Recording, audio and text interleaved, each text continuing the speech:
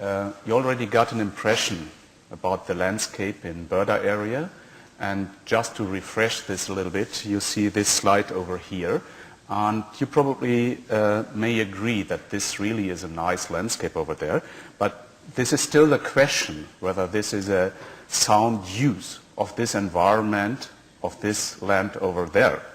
On the other hand, we do have landscapes like this. This is in the northwestern part of Germany, and this is a coal mining area. There's some underground mining, and with every ton of hard coal, they bring also this waste material to the surface and have to separate this and then to dump or heap it like this.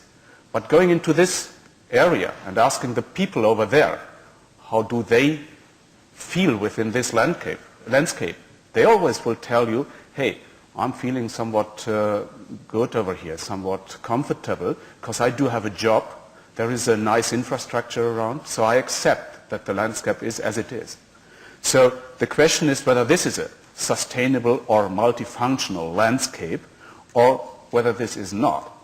So another approach is that we can talk with the regional planners and say, hey, it's just to design such a landscape, to have all the things we want to have within this landscape in mind, and then they will plan it like we want to have it. But the question is whether this does make sense, whether we have enough knowledge about sustainable developments to do this. So this is a question whether we can go for, whether we can develop such multifunctional landscapes, and the question is how to measure them. So we have to deal with indicators, and we have to talk about this multifunctional or multifunctionality approach. This does mean we have to cover this indicator discussion a little bit more in detail. We have to talk about land use scenarios and impact assessments, the data behind this that are probably already available, or to talk about new monitoring systems, to have integrated approaches, not only dealing with one pillar of this sustainable development approach. And what we would like to offer is a new approach concerning this impact assessment, an assessment tool for a European approach for this. So going somewhat more in detail into this indicator discussion, this does mean, just to give you a reminder, how the sustainable development discussion looks like. You can have a typical top-down approach, talking about quality targets and then thinking about implementation of these targets. And on the other hand, you do have a broad basis. You do have monitoring systems and this broad basis with data available.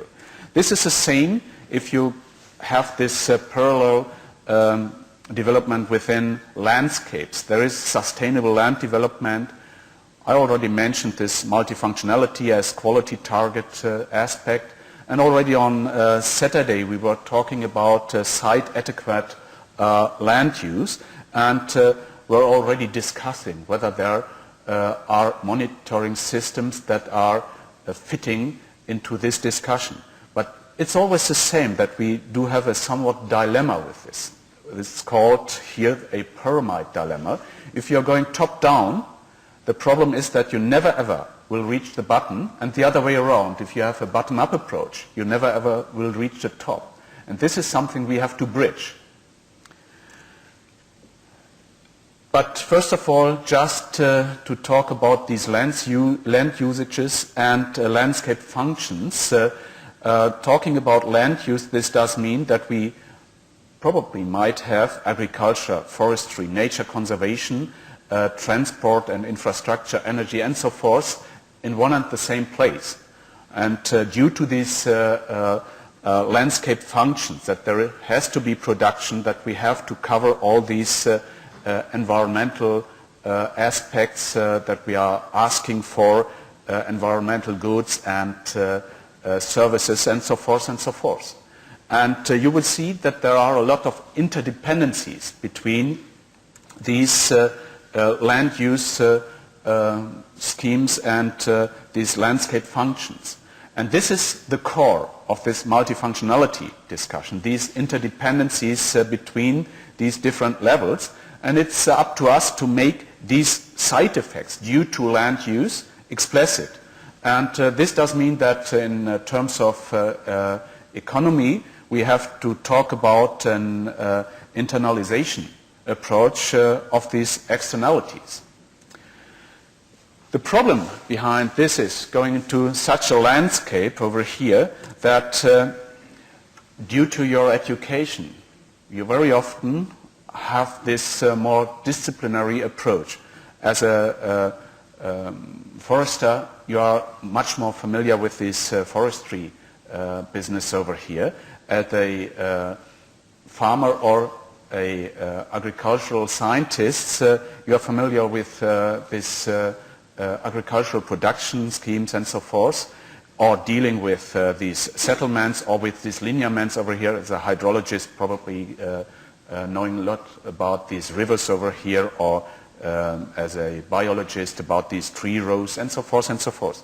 That what we have to cover and what we have to solve is to talk about these interdependencies between these systems.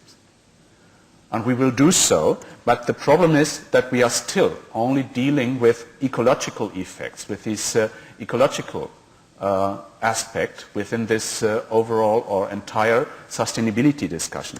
And just to give you an example how important, for example, also these economical and social economical aspects are, I would like to talk a little bit about multifunctional agriculture.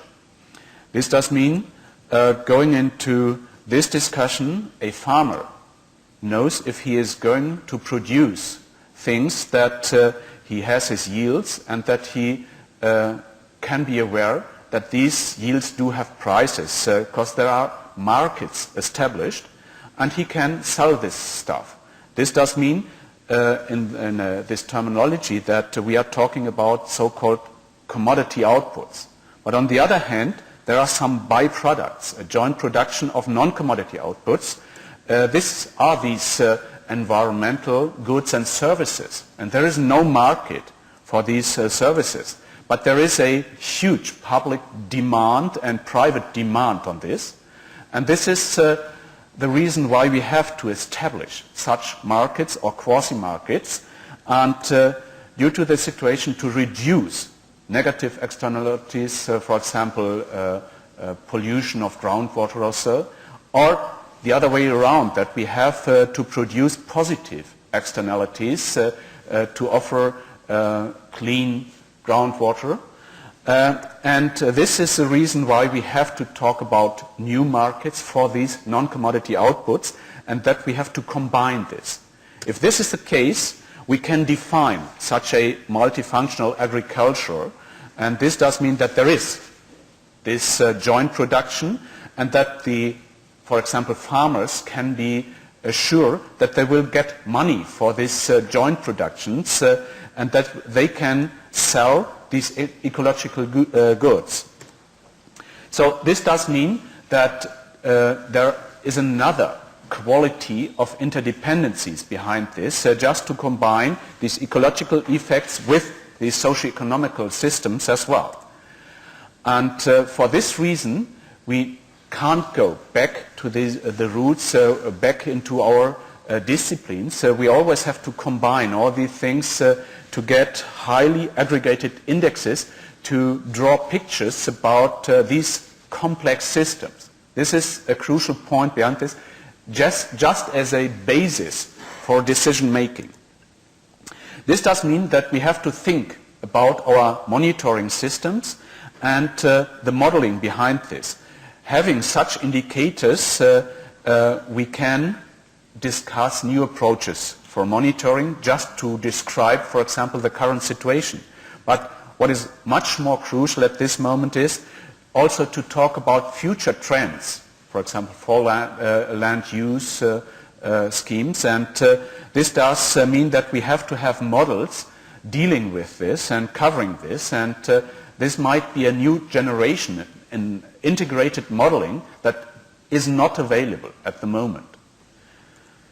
So, first of all, going into this discussion, we have to talk about these external aspects within this discussion.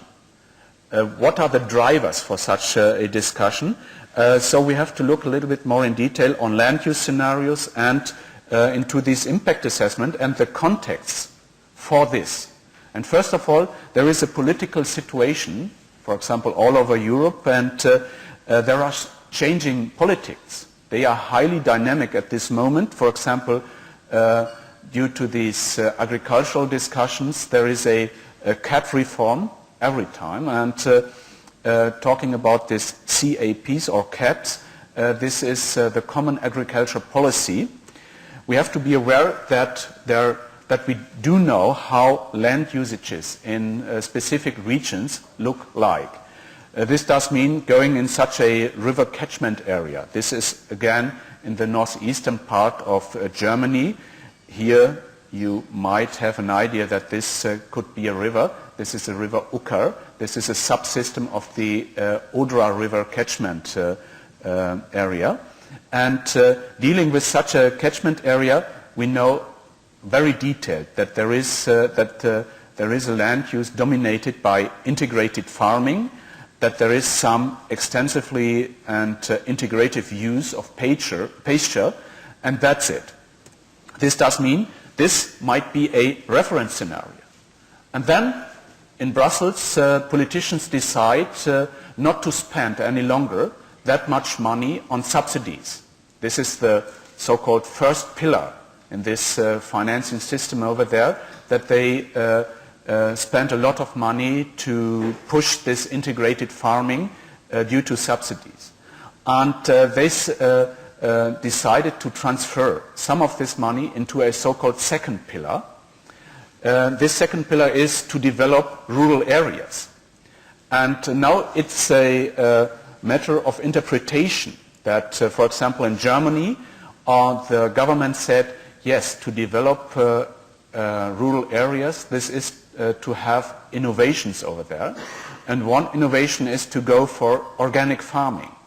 So they said, hey, we will give some money into this second pillar, a certain amount, this is 20% of this money, and will try to install organic farming over there. And the farmers will go for this. So there will be a decrease of this integrated farming and a decrease of extensive use of pasture, and there will be this increase of organic farming. This process is called modulation, but there also will be an effect that extensive use of pasture isn't efficient any longer, and then you will produce abundant land. But we also knew, going into such a landscape, where this will take place. Because of the situation and this background information we do have, where it is worthwhile to go for organic farming, for example, how close these sites are to markets and so forth, we know where to go. On the other hand, giving much more money from this first pillar into the second pillar, this does mean, for example, going up to 40% and not spending this money on subsidizing organic farming, just to go for development of infrastructure or so. We have this situation over here that we again decrease this integrated farming and this extensive use of pasture, but we produce much more abundant land. This is a situation all over Europe at this moment, and we also know in what places this abundant land will be, because due to this site situations, due to these geomorphology over there, due to climate and due to the water balances, this is well known. So we can handle such a situation if we do have the appropriate indicators for this. Just to give you another example, what are these exogenic aspects within such a discussion? There are a couple of societal demands behind this. People are getting more and more sensitive, for example, for nature protection. And during former times, farming did look like this, and there was enough potential also to cover these nature protection aspects. But nowadays there is a high output farming, and farming looks like this. And you can imagine that if you do have such a high yield production, that there is no chance to establish nature protection very intensively in such a production scheme. But on the other hand, going into such a landscape, this is again in the northeastern part of Germany, you see immediately that such a landscape is somewhat heterogeneous. There are these potholes over here, these ponds. This is a glacial landscape, a somewhat hilly landscape. And you see on the top of these hills that there is a lot of erosion. This fine coarse material and also seeds and fertilizers are eroded and are accumulated in these lower parts of the landscape. So for a farmer, it not really is very efficient to have a high yield production in these places. So what to do? We can structure such landscapes and can define these spots for nature conservation, or probably in terms of the economies producing non-commodity outputs. This does mean comparing such situations in the real world life. We define such non-commodity spots and compared these with the same situation over here, where the farmer is going for cropping. And you see over here that there are big differences between these spots, that you really can produce nature conservation, that you can increase, for example, the red list species in such spots. And the question is, why not going for this? But you have to have knowledge about this. If you want to establish, for example, such a bird, this is a red-backed shrink over there, you know that this bird needs nesting places, that this bird has to pick up food, and that you have to have a landscape to make this bird believe that he can or it can feel comfortable over there. So you have to produce such a system like over here, or probably it might look like this. So you can manage such situations, you can have a regional planning for this, and if this is the case, farmers can be producers of nature. They can produce nature conservation. But on the other hand, you have to have, as I already mentioned, this regional planning aspects in it, and you have to spend money on this. The society has to be aware that they have to spend money on this, otherwise it wouldn't work. But if this is the case, we can talk about the so-called segregation of landscapes, and this does mean that you probably might have 95% of arable land around where you can have a very efficient high output farming, and on the rest of this land, arable land, you can produce nature conservation. This is possible if you do have the proper regional planning approaches. But there are other aspects we have to talk about. There are a lot of restrictions, for example, due to European policies or politics. This does mean due to impact assessment, there are guidelines in this overall EU approach. These guidelines deal with economical aspects within this sustainability discussion, talking about competitions, administrative aspects, talking about property rights, and so forth and so forth. This is the same due to this social aspect within sustainability, and again talking about employment and public health and so forth, and the same with environmental aspects within this sustainability discussion. And this does mean we have to have in mind all these aspects, talking about highly aggregated indicators. They have to deal with it. They have to cover all these aspects, and this is not that easy to handle. So we have to look onto such integrated data management approaches. The EU or the European Environmental Agency has a model approach for this. This is the so-called pyramid of information, and they try to harmonize all these monitoring systems all over Europe to get a broad basis for data, and then they are going to integrate them to have also a harmonized methodological approach for this, just to get a proper basis for decision making. But going in somewhat more detail in this, talking about, for example, about water quality, you always have the situation that people will tell you the key issue for this is the load of nutrients within the water. This is mostly dominated by nitrates and phosphates, and that's it. So the monitoring systems are focused on this. But just to tell you that water systems are somewhat more complicated.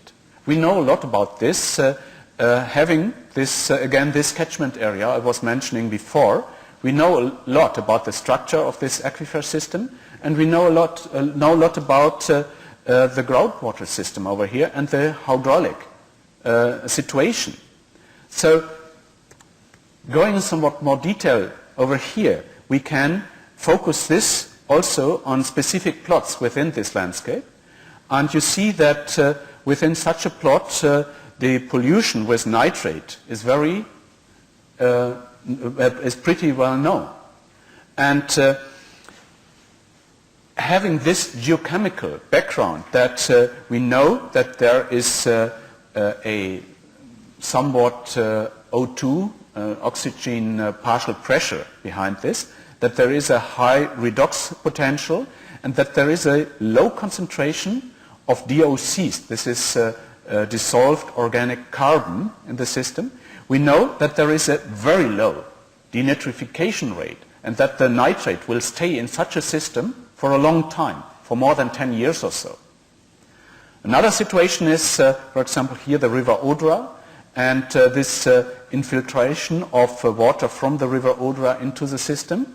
And knowing about the geology behind this, we know that this is a iron reduction system, just believe this, and that we know that there is only little O2 oxygen available, that there is a low redox potential, that there is this iron redox zone, and that there is a high concentration of this DOC.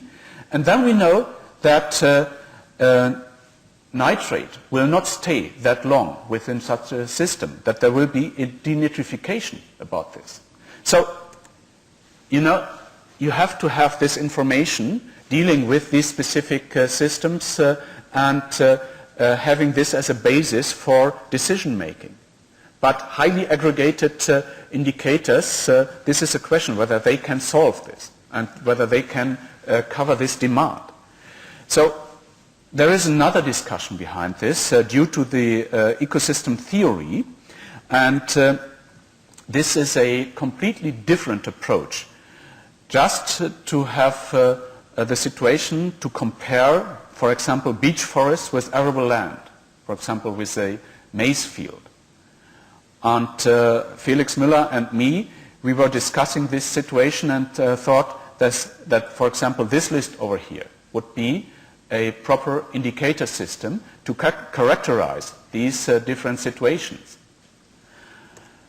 This is based on the so-called self-organizing theory by Holling and others, that you always have the situation that if you have a juvenile stage of a system, that this system will store a lot of energy and will become riper and riper, will go into such an adult stage, will store a lot of energy, and then there will be a disaster, a breakdown of this system, and this will start again. This is always the same. This is due to system theory, and also in the real life you will see this. And due to this situation, we thought that it isn't bad to have these different indicators over here. But the problem with this is that you can't measure them directly, and to give them in such a spider diagram or a moboid diagram. So you have to have some hard data behind this, but talking about, for example, exergy capture, this storage of energy within the system and the dynamics behind this, you can measure this gross primary production, the biomass production. Just to give you an example. And having this situation, you can define a reference system, for example, such a beech forest, and then going into this maize field and compare this system with each other. And you will see that they are, this is not astonishing, very different, but you get a feeling about this. And if you're going to change things over there, you can make this somewhat more as a picture for decision makers, for a societal process talking about participation and so forth, to give a broad audience a somewhat feeling for this. This probably might look like this, talking about extensive use of pastures and having such drained ecosystems within wet grassland areas. You can compare these different stages of wetland over here pretty well. But still, we are talking about environmental aspects only. And this is a challenge to integrate economical aspects as well. So we have to have integrated approaches.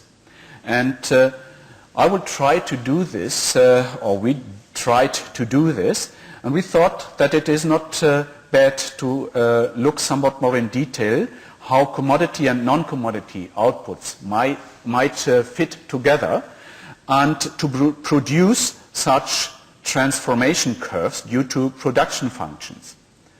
And we learned that if you are going to increase these commodity outputs, to increase these high yields, that you will have less environmental services and goods over there. So we can draw these emphasis onto these curves a little bit more and can produce such transformation curves.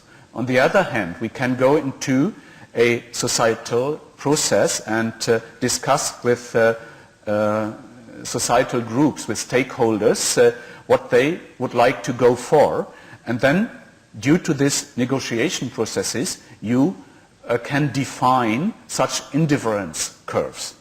And this does mean that you have to look in somewhat more detail how this increase of yields, this increase of commodity outputs does fit together with environmental aspects. And you see, you can produce these trade-off curves over here. For example, talking about clean groundwater, you see that you can increase this high yield output to a specific point over here. And then this is a so-called cumulation point. Then this curve will go down, and going for these last 4-5%, this will turn out very dramatically bad for this environmental situation over here. You can increase this gross margin a little bit, but you also produce a lot of negative externalities. Okay? So we have such modeling approaches for this. There are models available for this, but again, you have to have a lot of background information for this. For example, doing this, you have a geodata management system, a warehouse to handle this, and you see what kind of information you need in the background to handle this, and also going into the real world life, into these regions, you have to have a lot of detailed information due to maps behind this. And you see here 18,000 maps, for example, for this situation I was describing with this modulation going for organic farming. This was the background information for this. But if this is the case, if you do have this information, you can play a little bit with these curves. You can, as a scenario, you can play with this relationship of non-commodity and commodity outputs, and you can use this as a basis for decision making. For example, how production schemes like organic farming or integrated farming, where these are located on these curves, and what this does mean, whether you want to go for more commodity outputs or whether you would like to increase this production of environmental services. And curves, for example, might look like this, and then you can go into such a societal process and can define this so-called welfare optima over there. And you can do this again, for example, for these grassland or pasture situations, that you can define these different situations due to the more drained systems or more wet areas over there. And this does mean that you also can turn around, that you can discuss different scenarios, how landscapes, for example, due to regional planning, should look like, and then always have this relationship between these production curves and these indifference curves due to societal negotiation. Okay, but there is another aspect in it. If you don't have the proper and the right monitoring systems, you have to find a solution for this as well. And this was the reason why we were presenting you during this excursion on Saturday approach for a so-called indirect indicator, and with this questionnaire behind this. I will not spend a lot of time on this now. You are already somewhat familiar with this, and we will talk about this during the workshop in somewhat more detail. And now just going into another approach, having all these aspects in mind, we installed a somewhat bigger integrated project, a European project. This is called Sensor, dealing with a sustainability impact assessment and producing, at the end of the day, a modeling approach as a tool to assess European situations. How do, for example, political decisions in Brussels affect the situations within the regions? This is the entire background, or this overall background behind this. And this does mean that this might be a tool, an assessment tool for policymakers, and that they can go with such a tool into the regional contexts. And Karen will present this later on during the workshop in somewhat more detail. But just to give you an idea how this looks like. So we have to ask the end users what they would like to have. We have to think about policy scenarios and land use trends. This does mean this, at this moment, this is a data-driven analysis, and just to get aware what changes might take place. On the other hand, we have to draw somewhat more emphasis onto the discussion with the stakeholders in these regions and to talk about their perspectives, talking about future land usages. And this does mean that we have a so-called stakeholder analysis and asking them always, do these changes over here matter? Is this relevant for this specific region?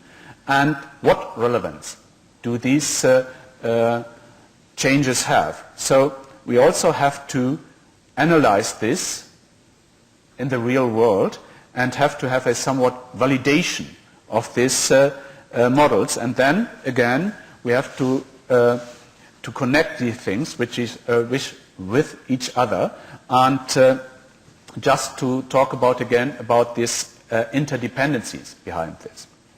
And this we will do and present you in somewhat more detail during the workshop.